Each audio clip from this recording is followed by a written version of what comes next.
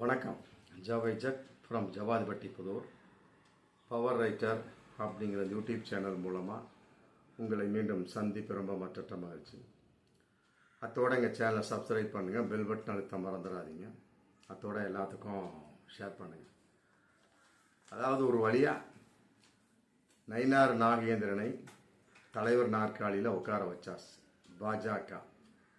பிஜேபியினுடைய இன்றைய தமிழக பாஜக தலைவர் நயினார் நாகேந்திரன்.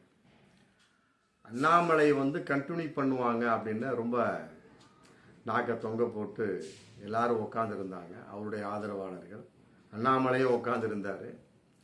இருந்தாலும் அப்புறம் கேசவ விநாயகம்னு ஒரு விஷயம் இருக்கு இல்லையா, அவருக்கு அண்ணாமலைக்குமே பிடிக்காது. அவர் பிராமண சமூகம் கான்செப்ட் கேசவ விநாயகம். இவர் பிற்படுத்தப்பட்ட மக்கள். அண்ணாமலை இருந்த வரைக்கும் பிராமணர்களுடைய ஆதிக்கமே கிடையாது பாஜகவில். அது உண்மையிலே பாராட்டக்கூடிய விஷயம். அந்த வகையில் நம்ம அண்ணாமலையை பாராட்டலாம். என்ன அப்பப்போ அவுத்து விடுவார், சில கதைகளை அப்படி கட்டுக்கட்டாக அவுத்து விடுவார். உடன்கட்டை ஏறுவதற்கு ஒரு கதை, அப்புறம் அண்ணா மன்னிப்பு கேட்டார்னு ஒரு கதை, அப்புறம் ஜெயலலிதா அம்மையாரை பற்றிய ஒரு கதைன்னு சொல்லி போட்டு பல விதமாக சொல்லுவார். என்னதான் சொன்னாலும் சரி, அந்த அண்ணாமலை செய்த மிகப்பெரிய அற்புதமான விஷயம் என்னன்னா, பிராமண சமூகத்தையே ஒதுக்கி வைத்திருந்தார். பாஜக வீட்டு ஹெச் ராஜா, SV சேகர் அப்படின்னு அறிக்கிட்டே போகலாம். பொன்னாறு கூட ஓரமாகத்தான் இருந்தார். தமிழிசை கூட உள்ளே வர முடியாத ஒரு சூழல். இருந்தாலும் அவர்களுக்குள்ள ஏதோ ஒரு லிங்க் இருக்கும். அந்த பிராமணங்கிற கான்செப்ட் அந்த ஒரு விஷயத்தில் கெடுபிடியாக விடாப்பிடியாக அண்ணாமலை இருந்தார் அப்படிங்கிறது அவன் எல்லோரும் பாராட்டிய விஷயம். இன்னைக்கு நயினார் நாகேந்திரன் வந்திருக்கிறார். தேவர் சமூகத்தை சேர்ந்தவர், நெல்லை மாவட்டத்துக்காரர். யாருமே எதிர்பார்க்காத ஒரு தலைவர் அப்படின்லாம் சொல்லவே முடியாது. நாங்கள் ஏகப்பட்ட வீடியோ போட்டிருக்கோம். ஒன்று அடுத்து தென்காசி ஆனந்தன், இல்லாவிட்டால் நயினார் நாகேந்திரன். ஆமாம், இன்னும் சொல்ல போனால் தென் மாவட்டம் அந்த சைடு தான் தலைவர் தேர்ந்தெடுக்கப்படுவார்கள். பாஜகவினுடைய தமிழக பாஜக தலைவராக அடுத்ததாக ரொம்ப தெளிவாக வீடியோ போட்டிருப்போம். அதன் அடிப்படையில் இன்னைக்கு நயினார் நாகேந்திரன் தேர்ந்தெடுக்கப்பட்டிருக்கார். ஆமாம், இது கேசவ விநாயகத்தினுடைய ஒரு கண்டுபிடிப்பு. அண்ணாமலைக்கு எதிராக அவர் செய்த மிகப்பெரிய ஒரு சவாலான ஒரு விஷயம். ஆமாம், இதுக்கு ஏகப்பட்ட பேர் இன்னைக்கு எதிர்ப்பில் தான் இருந்துகிட்டு இருக்கிறாங்க. நயினார் நாகேந்திரன் என்னப்பா தெரியும், அண்ணாமலையை போன்று பேச முடியாது, அண்ணாமலையை போட்டு அவருக்கு அரசியல் செய்ய தெரியாது. ஏன்னா அவரே பல இதில் ஆரம்பத்திலே ஒத்துக்கிட்டார். நேற்று கொடுத்த பேட்டியிலே ஒத்துருக்கார். என்னதான் இருந்தால் அண்ணாமலை மாதிரி வராது. அண்ணாமலை ரொம்ப அற்புதமாக சிக்ஸர் அடிப்பார், நான் அப்படி இல்லை அப்படின்னு போட்டு பேட்டியிலே சொல்லிட்டாரு. அதே மாதிரி அண்ணாமலை அதே மாதிரி சொல்லிட்டார், நம்ம இன்னி சிக்ஸர் தான். நயினார் நாகேந்திரன் சும்மா டம்மி பீஸ், அவ்வளோதான். சும்மா டம்மியாக உட்கார வச்சிருக்கிறோம்.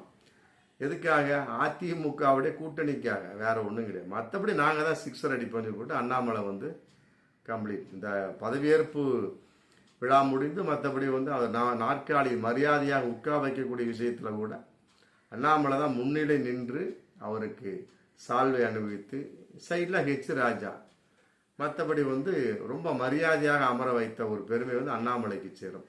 என்றாலும் இது எதற்காக அப்படிங்கிறத பார்க்கக்கூடிய சமயத்தில் 2026 சட்டமன்ற தேர்தலுங்க ஒரே கான்செப்ட், வேற ஒன்றும் கிடையாது.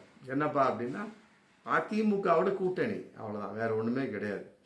அதிமுகவோட கூட்டணி எந்த அளவுக்கு நாம் வைத்துக்கொள்ள வேண்டும், அது எவ்வாறு யார் மூலமாக அப்படிங்கிறப்ப எடப்பாடி சொல்லிட்டார், ஆமாம் நான் கூட்டணிக்கு ரெடி. ஆனால் அண்ணாமலை இருக்கக்கூடாது, தமிழக பாஜக தலைவராக அண்ணாமலை இருக்கக்கூடாது, இன்னைக்கு என்ன வேணாலும் பண்ணுங்க அப்படின்ட்டாரு.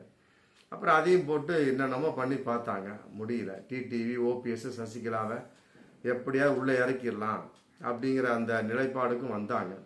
அதுவும் எடப்பாடி ஒத்துக்கல. அப்புறம் கடைசியில் சரி இப்போ உனக்காக என்னமோ இதுதான் ஆச்சு அதாச்சு, அண்ணாமலையாவது நீக்குவோம் அப்படின்னு நீக்கி இன்னைக்கு எல்லோரும் ஒன்றாக இணையக்கூடிய ஒரு தருணம் கட்டாயம் வரத்தான் போகுது. நம்ம இப்போவே எடப்பாடி சொல்லிட்டார், என்ன ஆட்சியிலையும் பங்கு கிடையாது அப்படின்ட்டார், முடிஞ்சு போச்சு. அதுவும் தனிப்பேட்டியாக இன்னைக்கு போயிட்டுருக்கு. 2026 இன்னமும் இவங்க ஃபுல்லாக வரிஞ்சு கட்டி வந்துடுற மாதிரியும், நாளைக்கே அதிமுக அமைச்சரவை பதவி ஏற்க போகிற மாதிரியும் இப்போவே சொல்லிட்டார். ஆட்சியில் வந்து பங்கு கிடையாது பாஜகவுக்கு. ஆமாம், இதை வந்து அமித்ஷா எதிர்பார்த்தார்களா இல்லை மோடி எதிர்பார்த்தாரான்னு தெரியல. மோடியை கூட எடப்பாடி கண்டுகொள்ளவில்லை. அதே நேரத்தில் வந்து கால் சீட்டு கொடுக்கல, அப்பாயின்மெண்ட். நம்ம யார் என்ன பார்க்க வராங்க கூட மோடி வந்தார், அப்படியே மதுரையிலேருந்து பரப்பிட்டு போயிட்டார்.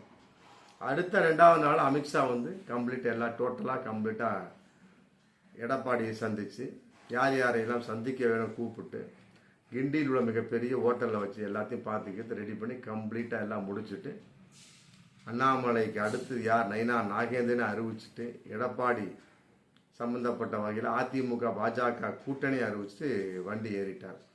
இந்த ஒரு கூட்டணி அப்படிங்கிற ஒரு விஷயத்துக்காக மட்டுமே, அதிமுக பாஜக கூட்டணிக்காக மட்டுமே நயினார் நாகேந்திரன் ஏற்பாடு செஞ்சிருக்கிறார். மற்றபடி வந்து சைடு எல்லாம் வந்து அண்ணாமலை தான். ஏன்னா வந்து அவரை பொறுத்த வரைக்கும் வந்து நயினார் நாகேந்திரனை பொறுத்தவரை ஒரு பல வீடியோ சொல்லியிருப்பாங்க, பேசுவார், அவ்வளோதான். ரொம்ப அதிகமாலாம் அவருக்கு பேச தெரியாது. அதே நேரத்தில் இதில் வந்து கேசவ விநாயகத்தை புகழ்ந்து கூட ஒரு பாட்டு பாடினார் ஒரு 4-5 நாளைக்கு முன்னாடி. அதனால் வந்து இனி வரக்கூடிய காலங்களில் பிஜேபிங்கிறது பிராமண ஜாதிய கட்சியாக கட்டாயமாக மாறிவிடும். அதில் எந்த ஒரு மாற்று கருத்தும் இல்லை. அதே நேரத்தில் அண்ணாமலைக்கு வந்து மத்திய குழுவில் வந்து ஒரு மிகப்பெரிய ஒரு உறுப்பினர் பதவி கொடுத்தாச்சு. ஆமாம், மத்திய பொதுக்குழு உறுப்பினர் பதவி கொடுத்தாச்சு. ஏன்னு கேட்டால் அவர் தனிப்பட்ட முறையில் கட்சி ஆரம்பிச்சா அப்படிங்கிற பய உணர்வு அந்த நேரத்தில் ஒரு வாரமாக இருந்துக்கிட்டு இருந்தது. இன்றைக்கி அந்த ஜுரம் கிடையாது. அண்ணாமலை வந்து தனிப்பட்ட முறை கட்சி ஆரம்பிக்க மாட்டார் அப்படிங்கிற ஒரு நிலைப்பாடுக்கு இன்றைக்கி பாஜக வந்தாச்சு. இப்போ வந்து தனிப்பட்ட முறையில் ஆமாம் என்ன பண்ணணுமோ பண்ணி அதுக்கு தகுந்த மாதிரி மத்திய பொதுக்குழு உறுப்பினர் அப்படிங்கிறது சும்மா ஒரு டம்மி பதவி தான், வேற ஒன்று பதவி என்னன்னு கேட்டால் சும்மா இல்லாமல் நான் வந்து ஒரு பொதுக்குழு உறுப்பினராக இருந்துகிட்டு இருக்கேன் அப்படின்னு சொல்லி அண்ணாமலை வந்து ஊரெல்லாம் சொல்லிக்கிட்டு அலையலாம். என்றாலும் நயினார் நாகேந்திரனுக்கு பின்னால் இருக்கக்கூடிய அண்ணாமலை தான். அந்த வகையில் பார்க்கின்ற பொழுது கட்டாயமாக பிராமணர்களை உள்ளே சேர்க்க விடுவாரா அப்படிங்கிற ஒரு விஷயம் இதில் போயிட்டு இருக்கு. என்றாலும் கேசவ விநாயகம் அந்த ரெக்கமெண்டில் தான் வந்து வந்தது. இன்னும் சொல்ல போனால் நயினார் நாகேந்திரனை பொறுத்த வரைக்கும் ஆர்எஸ்எஸ்க்கு பிடிக்காத ஒரு விஷயம் கேசவ விநாயகத்தை மட்டுமே பிடித்த ஒரு விஷயம். ஆர்எஸ்எஸ்க்கு பிடிக்காத விஷயத்தை வந்து இன்னைக்கு பாஜக செஞ்சிருக்கு அப்படின்னா கட்டாயமாக நயினார் நாகேந்திரனை தமிழக பாஜக தலைவராக போட்டிருக்கிறது அப்படின்னு சொல்ல முடியும்.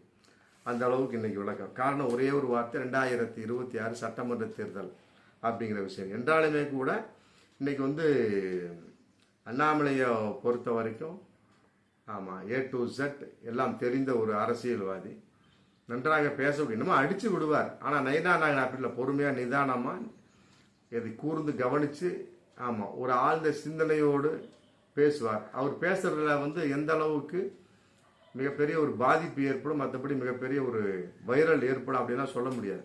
அண்ணாமலை மாதிரிலாம் வந்து மிகப்பெரிய மேட்டர்லாம் வைரல் பண்ண முடியாது நயினார் நாகேந்திரனால.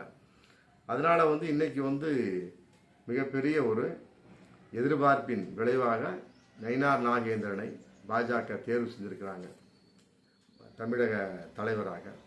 மற்றபடி இனி வரும் காலங்களில் அவருடைய மிக பெரிய ஒரு பணி என்ன அப்படின்னா 2026 சட்டமன்ற தேர்தலில் எடப்பாடி உள்ள போட்டு எந்த அளவுக்கு 117க்கு 17 அப்படின்னு பிரிக்கிற அளவுக்கு இன்னைக்கு பக்குவமாக போயிட்டு இருக்கு. 117-17. மற்றபடி வந்து துணை முதல்வர் பதவி அப்படிங்கிற ஒரு ஆசையின் வெளிப்பாடும் பாஜக சொல்லியாச்சு. அதுக்கு எடப்பாடி சொல்லிட்டார், ஆட்சியில் பங்கே கிடையாது அப்படின்ட்டார், முடிஞ்சு போச்சு.